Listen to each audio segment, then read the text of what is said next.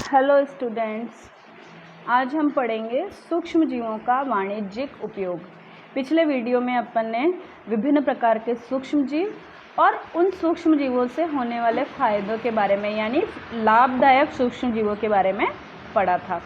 अब सूक्ष्म जीवों का वाणिज्यिक उपयोग किस प्रकार से किया जाता है, इनको हम किस प्रकार से लैब के अंदर बना सकते हैं या दूसरी जगह बनाते हैं जिससे कि हमें फ़ायदा हो सके। जैसे कि बड़े स्तर पर अल्कोहल, शराब या एसिटिक एसिड बनाने के लिए सूक्ष्म जीवों का उपयोग किया जाता है। जैसे कि जौ, गेहूँ, चावल या फलों के रस आदि के अंदर जो उपस्थित शर्करा होती है उसे यीस्ट के द्वारा अल्कोहल और शराब का उत्पादन किया जाता है। इनसे कैसे करते हैं, इसके लिए अपन एक प्रयोग कर सकते हैं। अपन घर में भी इसको बना के एक एक्सपेरिमेंट के तरह से देख सकते हैं या लैब के अंदर देख सकते हैं।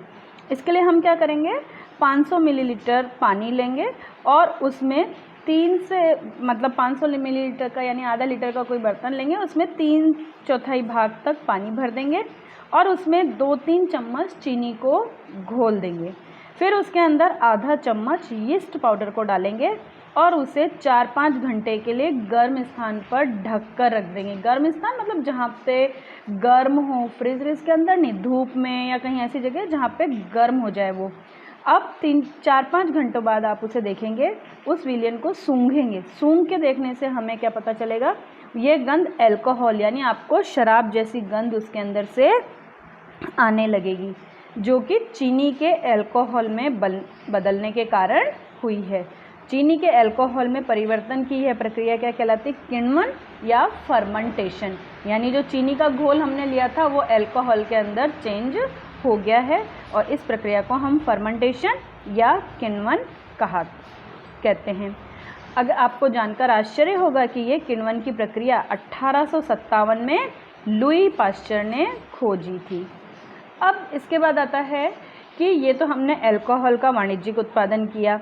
अब जो सूक्ष्म जीव हैं, हमने पढ़ा था कि ये औषधियों के रूप में भी काम आते हैं, तो इनका औषधियों में किस प्रकार से उपयोग करते हैं। आपने देखा होगा जब आप बीमार होते हैं, डॉक्टर के पास जाते हैं तो डॉक्टर या तो आपको इंजेक्शन देते हैं या एंटीबायोटिक्स प्रतिजैविक की गोलियां या कैप्सूल देते हैं और इन गोलियों को लेने के बाद आप क्या हो जाते हो, ठीक हो जाते हो। तो ये औषधियाँ किससे बनती है, ये औषधियाँ मुख्य रूप से सूक्ष्म जीवों के द्वारा बनती। केमिकल्स तो होते हैं उनके अंदर, लेकिन उनके अंदर सूक्ष्म जीव भी उपस्थित होते हैं जो कि बीमारी पैदा करने वाले सूक्ष्म जीवों को नष्ट कर देते हैं और उनकी वृद्धि को रोक देते हैं और इन्हें हम क्या कहते हैं, एंटीबायोटिक्स या प्रतिजैविक। आजकल जीवाणु और कवक से बहुत सारी प्रतिजैविक औषधियों का उत्पादन हो रहा है, एंटीबायोटिक्स का उत्पादन हो रहा है। आप लोगों ने नाम तो सुना ही होगा, स्ट्रेप्टोमाइसिन, टेट्रासाइक्लिन, इरिथ्रोमाइसिन आदि। ऐसी बहुत सी दवाइयाँ हैं जो कि सूक्ष्म जीवों से बनाई जाती है। सामान्य रूप से इन सबको हम उपयोग करते हैं जब हम बीमार होते हैं और डॉक्टर के द्वारा लिखी जाती है।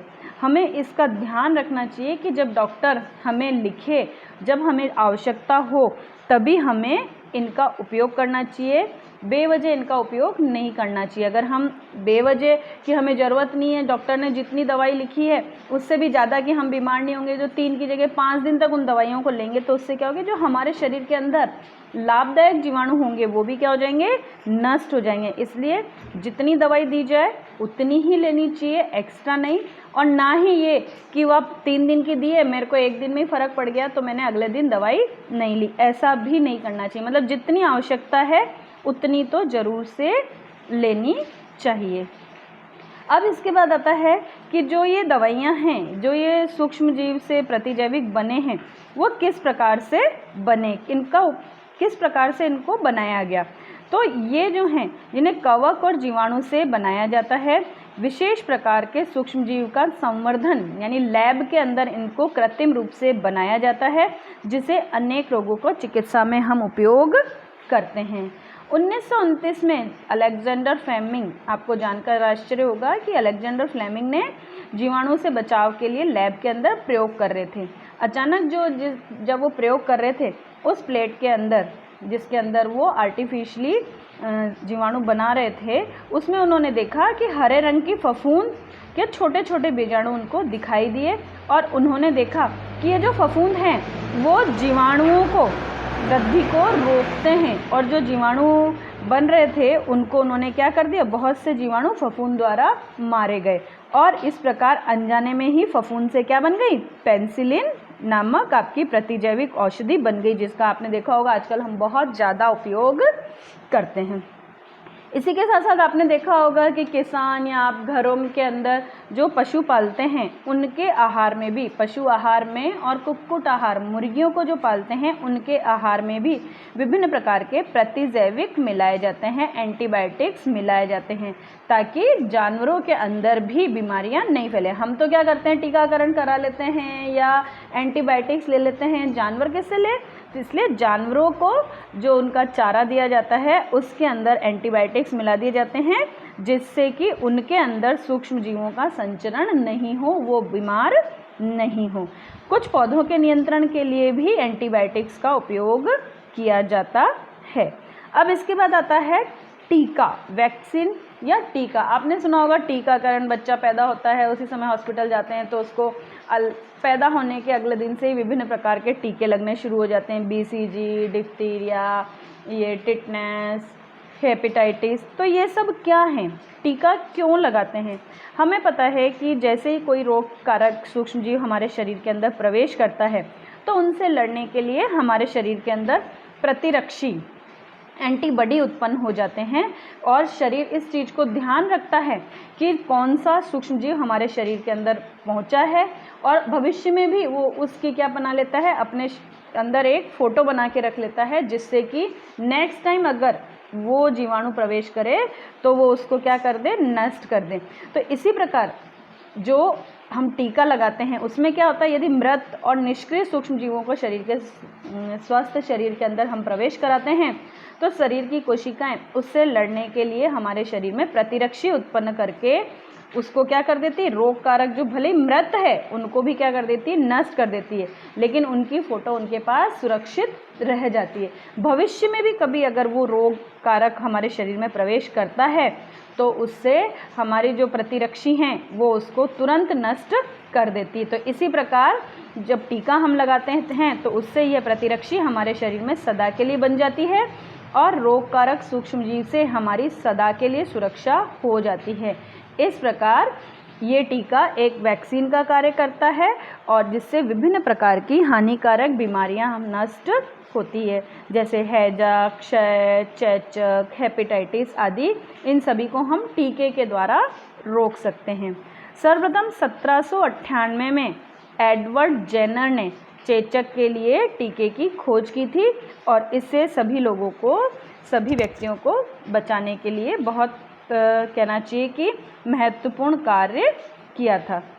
इसी प्रकार आपने देखा होगा कि टीवी, समाचार पत्रों में पोलियो का टीकाकरण किया जाता है, पोलियो ड्रॉप्स बच्चों को पिलाई जाती है। ये भी एक वास्तव में टीका या वैक्सीन ही है। आपको कि इंजेक्शन लगाया तो ही टीका होगा, नहीं, पोलियो की जो ड्रॉप्स पिलाई जाती हैं वो भी क्या है, एक प्रकार का टीका ही है। चेचक के विरुद्ध भी अभियान चलाया गया था, जिससे विश्व के अधिकांश भागों में चेचक एक तरह से पूर्ण रूप से खत्म हो गई।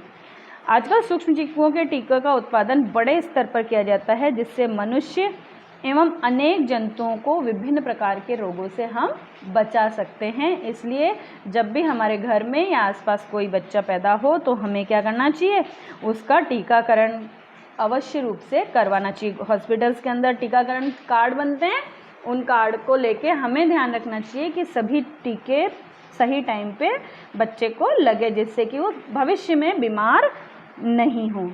अब इसके बाद आता है कि मिट्टी की उर्वरता में वृद्धि किस प्रकार से की जा सकती है, कि सूक्ष्म जीवों के द्वारा मिट्टी की उर्वरता में वृद्धि किस प्रकार से होती है।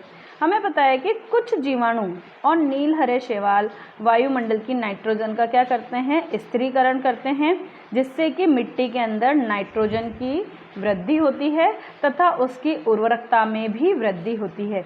इसको हम क्या कहते हैं, सामान्य भाषा में नाइट्रोजन स्थिरीकरण, तथा ये जो जीवाणु होते हैं ये कहलाते हैं नाइट्रोजन स्थिरीकारक जीवाणु, जिससे कि मिट्टी की उर्वरक क्षमता के अंदर वृद्धि होती है।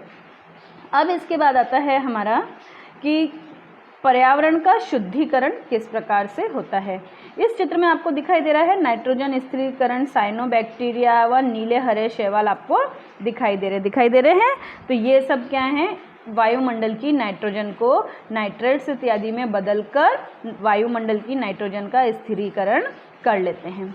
अब हम पढ़ते हैं पर्यावरण का शुद्धिकरण कि किस प्रकार से जो ये सूक्ष्म जीव हैं ये हमारे वायुमंडल को शुद्ध करते हैं, हमारे पर्यावरण को शुद्ध करने के काम में भी आते हैं। आपने देखा होगा कि खेतों के अंदर किसान जैविक खाद बनाता है, गोबर की खाद बनाता है, तो उससे शुद्धता के साथ हमें मिट्टी को उपजाऊ बनाने के लिए खाद भी मिलती है और उस अपशिष्टों का उपयोग भी हो जाता है। तो ये किस प्रकार से संभव है, तो इस चीज़ को करने के लिए हम एक छोटा सा प्रयोग भी कर सकते हैं कि इन अपशिष्टों से हमने जो उपयोगी चीज़ बनाई उससे क्या क्या है। तो अपशिष्ट में क्या हम सभी चीज़ें ले सकते हैं, तो उस चीज़ को समझने के लिए हम एक प्रयोग करते हैं। क्या करेंगे, हम 2 गमले लेंगे, प्रत्येक को मिट्टी से आधा भर देंगे, फिर उनके ऊपर A और B लिख देंगे।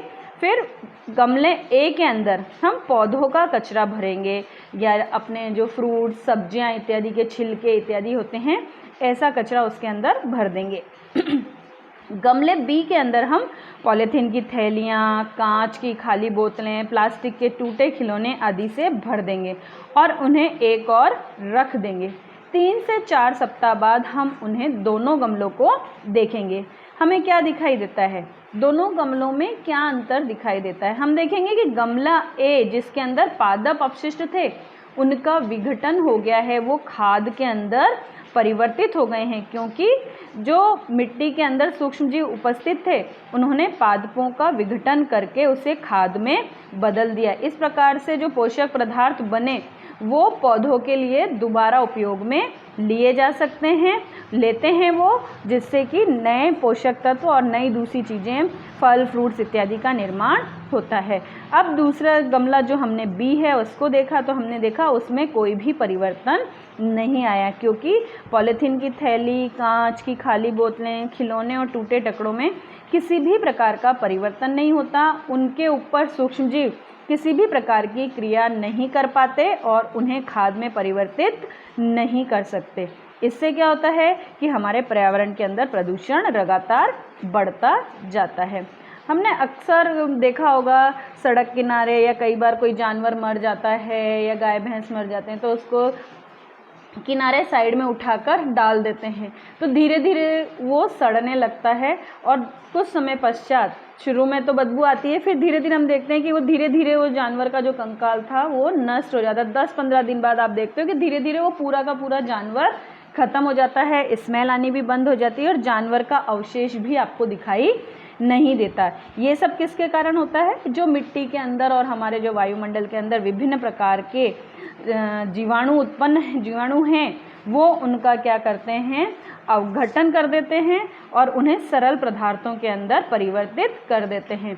ये सूक्ष्मजीव मृत जैविक अपशिष्टों का अपघटन करके उन्हें सरल पदार्थों में परिवर्तित कर देते हैं और ये पदार्थ अन्य पौधे और जंतुओं द्वारा पुनः उपयोग में कर लिए जाते हैं। इस प्रकार हानिकारक और दुर्गंधयुक्त पदार्थों का निम्नीकरण करने से सूक्ष्मजीवों का उपयोग करके हम पर्यावरण का शुद्धिकरण कर सकते हैं।